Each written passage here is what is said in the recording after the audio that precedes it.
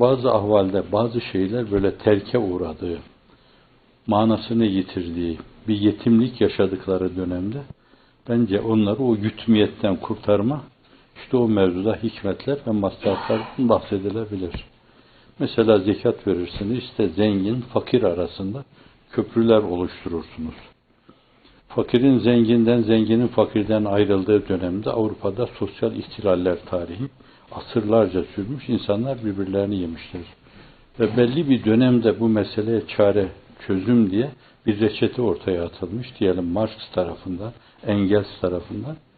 Ve belli bir dönemde 20 milyon, 30 milyon, 40 milyon insanın ölümüyle o sistem oturtulmaya çalışılmış. Zengin fakir arasındaki o şeyi, açıklığı kapamaya matuf. Oysa ki İslam dininde zekat değişik yerlerde hep Hazreti Pir de ifade ediyor. Bir köprüdür adeta. Zengin fakir arasında bir köprüdür. İşte bu maslahatın anlatılması lazım. Kurban da böyle zekat gibi, sadaka gibi, sair teberruat gibi esasen bir şeydir. Kurban vacip olan insanlar var. Ben o Kütüb-i Fıkhiye'de o mevzuyla alakalı hususlara geçmeyeceğim yani. Onu ilmihaller anlatıyor, hocalarımız da hep söylüyorlar. Kime kurban vacip olur filan. Şimdi günümüzde bence böyle vücubu filan, sünnet-i müekkedeyi, bence meseleyi bunlara da bağlamamalı.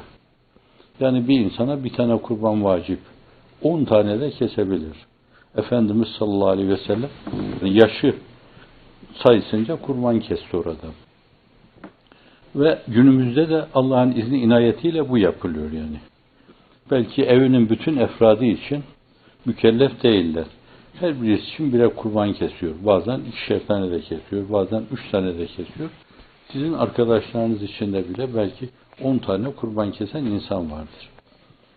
Şimdi bu meseleyi böyle bu seviyede ele almak, daha seviyeli, mukarrebine yakışır, ebrara yakışır, sadikuna yakışır, muhlisuna yakışır şekilde ele almak günümüzün ihtiyaçlarındandır bence. Dünyada yine bu zenginle fakir arasında mesafeler çok açılmıştır. Şimdi bu insanları görmezlikten gelmek şu hadis kategorisi içine girer. Men lem yehtemme bi emril müslimin feleyse minhum. Müslümanların dertlerini paylaşmayan onlarla, dertleriyle dertlenmeyen onlardan değildir diyor. Bunun manası hakiki Müslüman değildir demek oluyor bu. Men lem yehtemme bi emril müslimin feleyse minhum. Bu açıdan Myanmar'daki insandan Suriye'de kadre uğrayan insana, varsa Mısır'da kadre uğrayan insana kadar, Yemen'de kadre uğrayan insana, Irak'ta ezilip geçen o insanlara kadar herkese el uzatmak birer müminlik vazifesidir bence.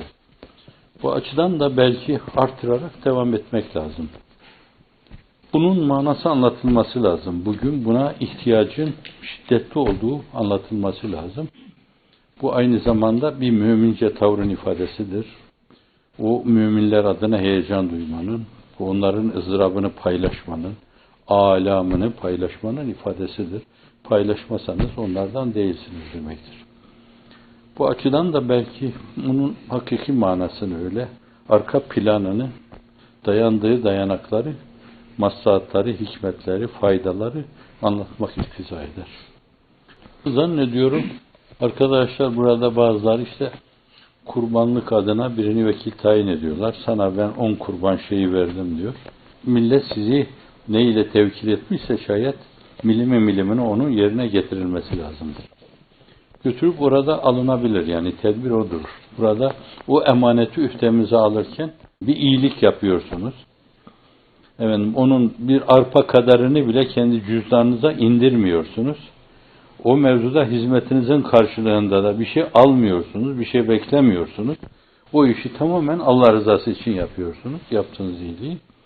Bu kurban mevzunda da öyle. Sizin o kurbanla sanki derdiniz kendinizi tanıtırmak. O niyetle gidiyorsanız alacağınız şey de o olur. Bağışlayın halk ifadesiyle diyeceğim, ahirette avucunuzu yalarsınız. Ama insanlara yardım mülazasıyla ve hususiyle Müslümanlara yardım mülazasıyla götürüyorsanız ahirette katlanarak size döner. Evet, dünyevi hiçbir beklentiye girmeme orada. O insanlara el uzatma, arkada olumsuz hiçbir şey olmadığı hissini uyarma onların üzerinde. Yoksa size iyilik yaparken zerre kadar kendimize dönen bir hayrının olması, bir bereketinin olması, bir iyiliğin olması beklemeyiz onu. Çünkü beklediğimizi Allah'tan bekliyoruz. Allah'tan beklemeye durmuş insanlar bir şey, başkalarından bir şey beklemezler.